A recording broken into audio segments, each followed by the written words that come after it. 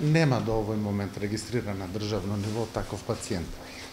Веќе кога почнуваме вака, ова би сакал да одвоите малку од времето да објаснам нешто за ова вирусно заболување. Значи, е векторијално зависно заболување.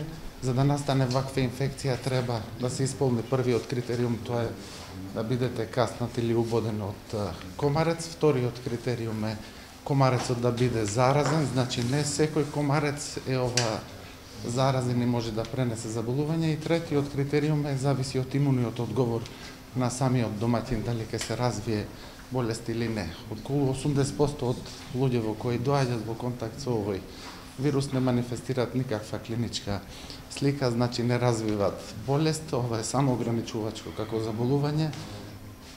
Мал дел од луѓето кои развиваат, доаѓаат во контакт со овој вирус и развиваат ова болест, тоа е од минорна форма, тоа е западно-нилска треска, која се манифестира со покачена температура, кожен исип, тоа е раш макулопапулозен и артралгија.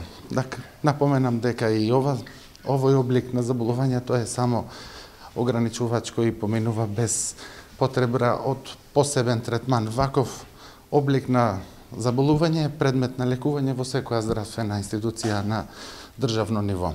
Многу ретко ова заболување знае да даде потешка форма, неуроинвазивна форма на заболувањето која се манифестира со посебни клинички ентитети кои ние ги делиме како менингит, менингоенцефалит или енцефалит. Таквите болни се предмет на инвестигации, хоспитализација и понатамошен третман во Универзитетска клиника за инфективни болести и фебрилни состојби. До овој момент кога зборувам, на клиникава нема ни еден пациент хоспитализиран со ваква клиничка слика која би можела да биде асоцирана со весна вирусна инфекција и од податоците што ги имаме во амбулантските прегледи нема ни еден ова болен кој бил асоциран со вакво заболување.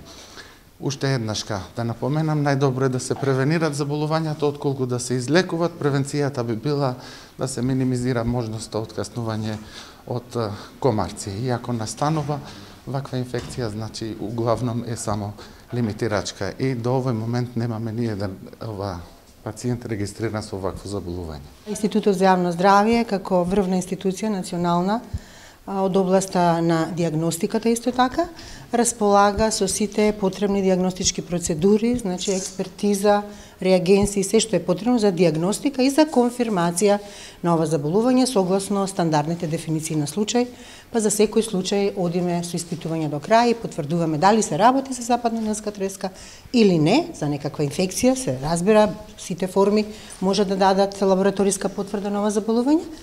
И уште еднаш ќе нагласам дека до овој момент потврден случај регистриран на западно-нилска треска или некоја од невроинвазивните форми кои што докторот веќе ги спомена, значи енцефалит или менингит, во држава во моментот нема. И покрај тоа што нели во соседството имаме вакви случаи и континуирано расте бројот на заболени.